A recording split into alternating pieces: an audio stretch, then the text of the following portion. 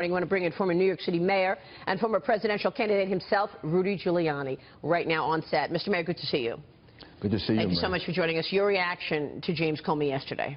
Well, I think the director of the FBI made a really wrong decision, completely incorrect, and gave people a completely wrong impression of how you prove intent, and then ignored the two statutes that don't require intent, and gave no explanation of why there would be no indictment of those statutes. In fact, he laid out all the facts that would require an indictment. He said she was extremely careless. Well, the statute requires gross negligence. Gross negligence and extremely careless are the same thing. In fact, if you look at the definition of gross negligence, the definition is being extremely careless. So I think that's why he walked out of the press conference without taking questions. The first question would have been, why wasn't she indicted under 18 U.S.C. Section 793, subparagraph F, if anybody wants to go look at it. And it says, if you handle national security information in a grossly negligent manner, you are guilty of a felony, carrying 10 years in jail. Wow. That's a big crime. Yeah. And it's a big crime for a big reason. You should not be extremely careless in handling national security information. He even went through the specific ways she was extremely careless. I'm using his words, extremely careless. Right. If you are extremely careless in handling national security information, you should go to jail. That's what the law says. And James Comey somehow has put himself and Mrs. Clinton above the law. Plus, it's not his job to make prosecutorial decisions. So I don't know why he did this, to get the Justice Department off the hook, or because he thinks he's still a prosecutor and forgot that he's an FBI agent. It is not his job to interpret the law. That's the job of the Justice Department. Right. Do you think he was pressured because Bill Clinton met with Loretta Lynch on her plane the day before, that maybe he got a phone call basically saying, look, wrap this up, tell us what you know now, we can't have this linger. The president's about to campaign with her. I know Jim Comey. He was an assistant U.S. attorney of mine. He worked with you, under you. Worked for me. Right. And he's an honorable man. But let me tell you the circumstances. All of a sudden, Clinton meets her on an airplane, and their report comes out, what is it, 2 days after they interview her? Right. This report wasn't written before they interviewed her? What do they write this report on Sunday and Monday? I mean, they interviewed her on Saturday, and he makes his decision on Tuesday and has a report over to the Justice Department. So this had to have been set up in advance. Wow. He has to have known the decision that he was going to make. And the interview, I think, was for television. It was for show. We got to interview her. This decision had to have been written, made, put together.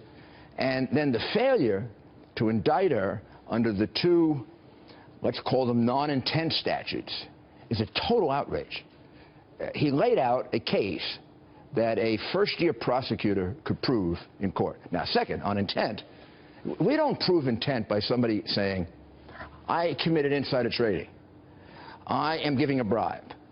We prove intent through the actions of the person who committed the crime. Right.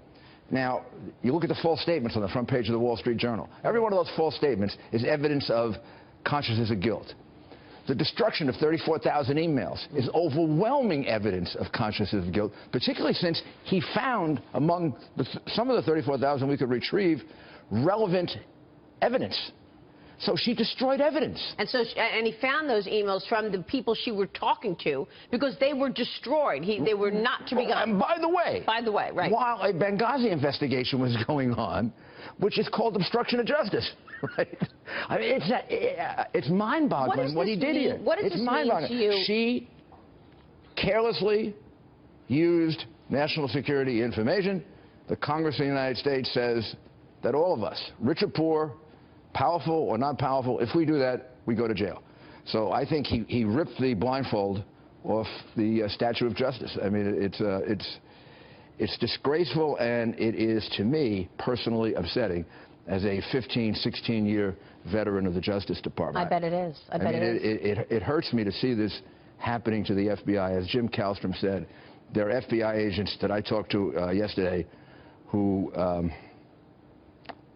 mean, they were upset. The FBI is supposed to be fair and square. Right. Fair and square here would have been no recommendation. You're not supposed to recommend. You're supposed to give the facts. Just a fax, ma'am. Remember the old case? Of course. Just a fax, ma'am. Dragnet, I think it was. And they're supposed to give the fax. If you want to give an opinion privately, I've had plenty of times the FBI has given me an opinion privately when I was making the prosecutorial decisions. But I'd be outraged at the FBI if they went and held a press conference in one of my cases and announced what I should do as the U.S. attorney. I would ask the head of the FBI to fire the FBI agent or head of the FBI office who did that. Wow. I mean, here I'm the prosecutor, you're the investigator, and you're announcing my prosecutorial decision. Right. You're giving all kinds of incorrect information about intent. You're not answering appropriate questions about the non-intent statute.